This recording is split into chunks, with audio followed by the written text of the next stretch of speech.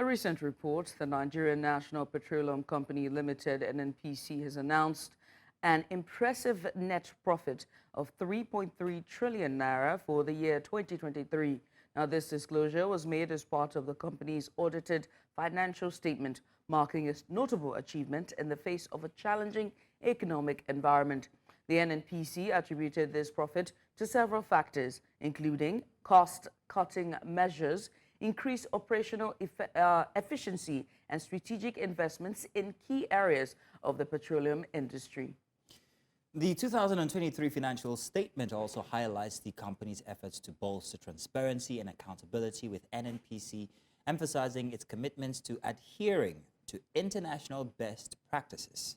This declaration comes at a time when the oil and gas sector globally and within Nigeria has been grappling with fluctuations in oil prices, regulatory challenges, or rather changes, and also operational challenges.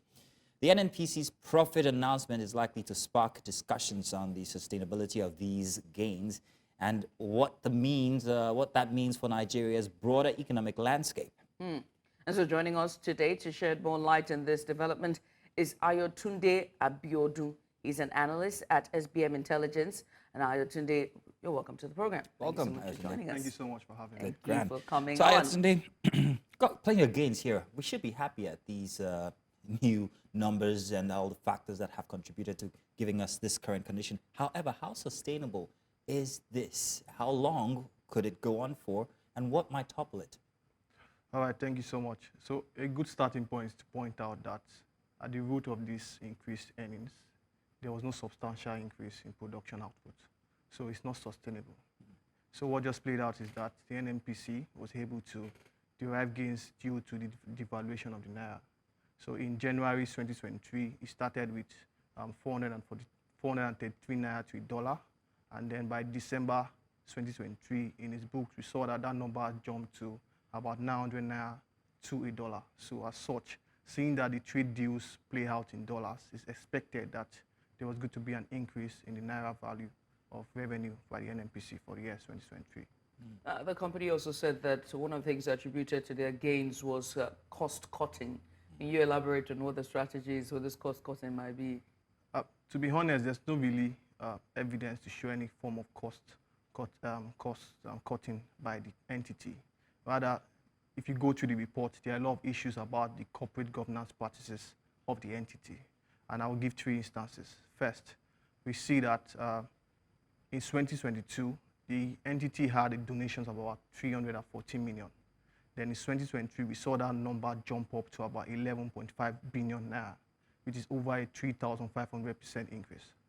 Second instance, we saw the amount that was allocated to top management officials jump from about 1.3 billion naira in 2022 to about 3 billion naira in 2023. And you also see the wage bill of the NNPC in the space of just 1 year jumped by over 180%, from about 168 billion to over 486 billion. So this shows the reality that the NNPC has been posturing itself as being cash-strapped, but when you look at its books, there are a lot of corporate governance issues. Why are we having those substantial increase in wage bill and the amount allocated to top management officials in the space of just 1 year? Well, many would say the economy, but let's talk about some of the commitment that they attribute to these success. 3.3 trillion naira, fantastic, and they also say they're committed to transparency. How true or how credible is this talk of transparency? Is the NNPC really committed to having its book open and transparency, and is this sustainable in itself, if it is true? So on the issue of transparency, we need to start with how timely these reports are. So first, for the financial year of 2022, the NNPC did not release that report until about January 2024. So in the issue of transparency, the NNPC has not been so clear on how that transparency should play out. For its financial year 2023, we're just seeing the report released in August 2024. So this did not really translate to transparency. Also, when you look through the financial statement, the revenue component were not broken down. We did not see how much came from the retail arm of the entity or for the group arm of the entity, or how much it got from the gas component of the entity. So in reality, we do not really see that transparency level yet. I have to ask about, the profits that they have made and the sustainability of it, but also looking at all of their activities for 2024, divesting from Dangote refineries, as well as putting that investment that they have pulled out into CNG, all the other initiatives they're trying to make, plus hiring. We noticed that they put out a notice for hiring. All of these efforts that they are making, do you see it helping to boost revenue for 2024 at the end of this fiscal year, or do you see it, to hamper profits in the long term? To be honest, these measures have the tendency to boost the revenue and also show more transparency posture from the entity. But at the root of it is there the political will for these measures to translate to positives? And let me also ask about, all of the NNPC, NNPCL, and all of its other, dealings that they have when it comes to the price of crude oil, them regulating the market, and also all the other things that are going there.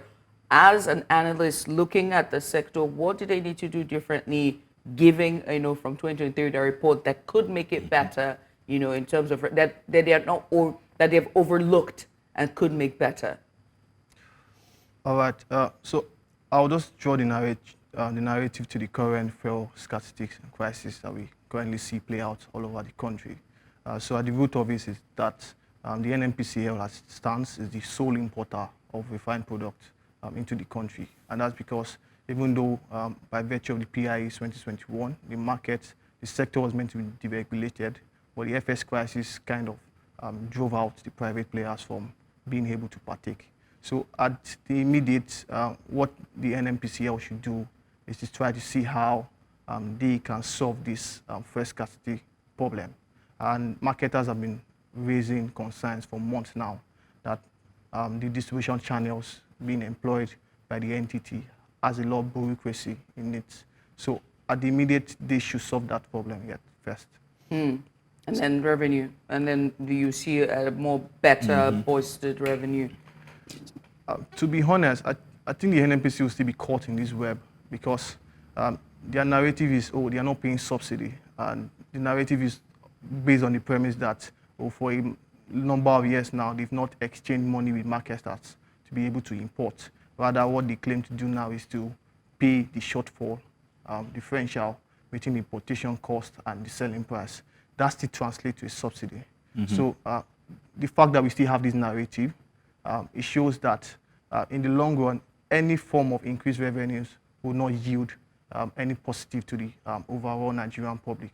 And that's because, see what just played out recently, the 2.1 trillion naira that should have gone as dividends to the Federation accounts is not going. And that's because they want to use it to offset some form of subsidy payments. Yeah. So in the long run, we don't see any positives on this if in totality that subsidy regime is not taken out totally. So in the light of this profit, and I'm going to put it in quote because from everything that you've said, it's seeming like as if it's a mirage. I don't know if it's okay to put it so. If there is indeed profit, how does that play out for the investors inside of the oil and gas industry? Is that going to help in any way? Is it going to become more profitable even for them as well? And then, of course, the common man as well. How does it reflect on our pockets as well? All right. So ideally, the increase in revenue should translate to more investment options for the country. But at the root of it, there are structural challenges, vandalism, oil theft. So as such, the Nigerian oil and gas sector is not of interest to major players right now. We're seeing them go into alternatives like Angola and Algeria and the likes. So if we don't solve the structural problems, any form of increase in revenue will not translate to bringing more investment options to the country.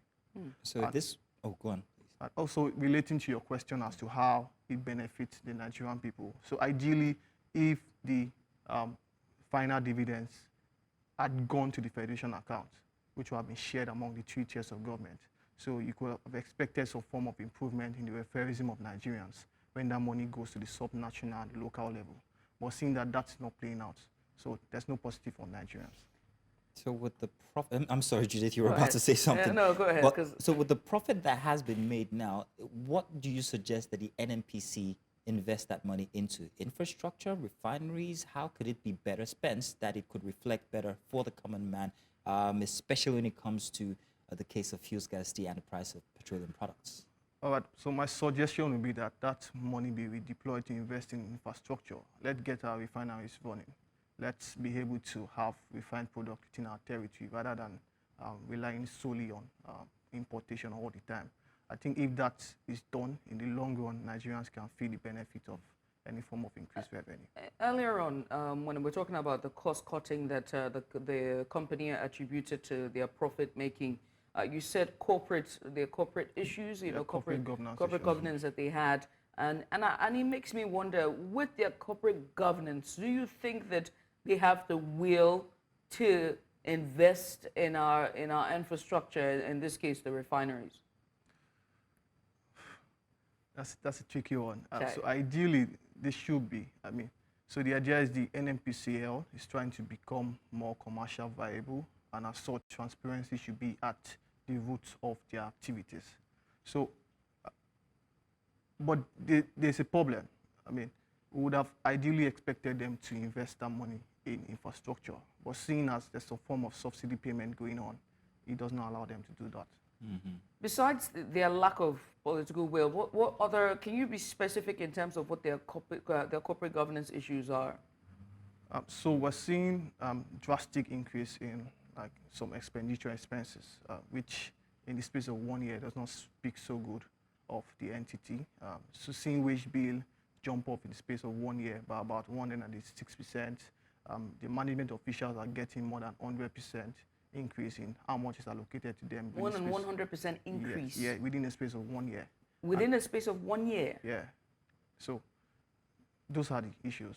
And also when you factor in the nature of donations that happen in the space of 1 year, it brings a lot to question. 314 million naira in 2022. That jumped to about 11.3 billion naira in 2023, over 3,500% increase in donations. And when you look through at who gets the bulk of that donation, 91% of that goes to the NNPC Foundation. So that does not really speak so well. And now that they're putting out vacancies to hire, it begs to ask the question, with an increase of wages, that means we're going to see more by the end of this fiscal year? Most likely. I'm very curious about the influence of private entities in the oil and gas sector, like Dangote, for instance. Should they get, and I do hope that they get off on their tracks, how would that influence the profit for perhaps maybe the following years after that? Does it affect the NNPC in any way, whether at advantage or at a disadvantage? So ideally, it should position them in a way to be able to improve their operational efficiencies. The NNPC or the private investors? So from the starting point from the NNPCL. So with more increased revenue, they should be able to increase efficiency. And that efficiency should translate to the remainder of the sector.